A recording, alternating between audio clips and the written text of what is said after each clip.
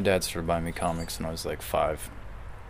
Now he taught me to read on them, so I learned to read on comic books, and I've been reading them ever since. And so it's a language that's kind of it's ingrained, whether I want it to be or not. But what's interesting about comic books with visual art, and I think they're really undervalued in this way, a comic book artist's job is to maximize every panel.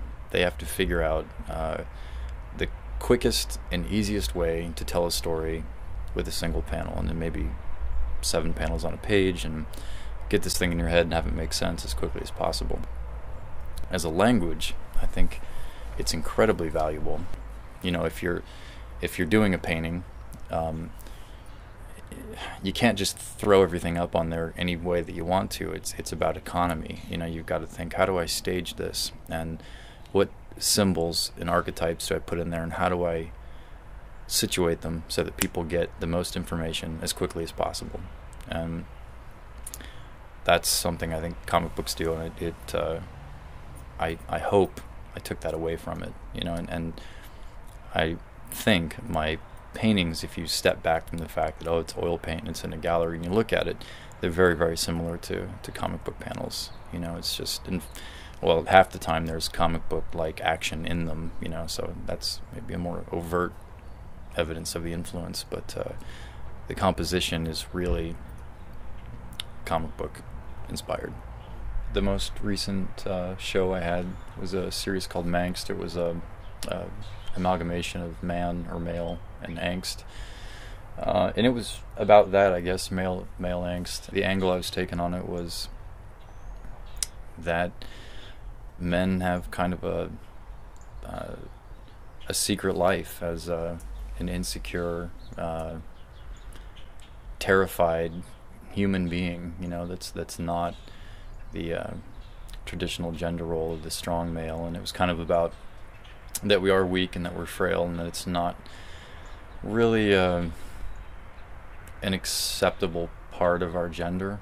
It seems like we can only be men, we can never be human beings. So it was about that. I had 2 pieces in it that featured a superhero. He was at a table and there were bottles of liquor and pills spilled out, and he had a magnum. Pulled the trigger, hits his head, but the bullet bounces off. It was called Invulnerable, and it was kind of about how men are weak enough that they wish they could fail, they wish they could give up, but they're not able to because of this strength or this gender role that we have to fill. So he's trying to off himself and he can't do it. The other one was the same character. He's passed out or grieving. He can't, because he's got the Green Hornet's mask on, and there's another goggled hero next to him with his arm around him, like supporting him. And it was kind of showing the downtime or the downside of the superhero. You could imply that this character otherwise might be a superhero saving lives, or just as a man that he's strong, he's taking care of shit, but this is actually who he is, and this is what it's all kind of culminated in. He's just burnt out and done. And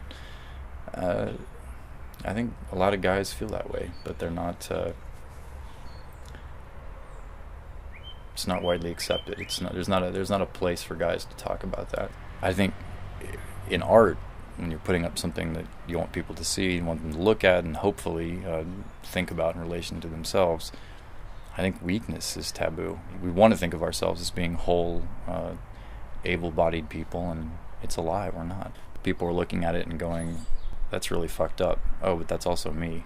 And that's, if you could do that every time with art, you'd be a success. It doesn't always work out that way.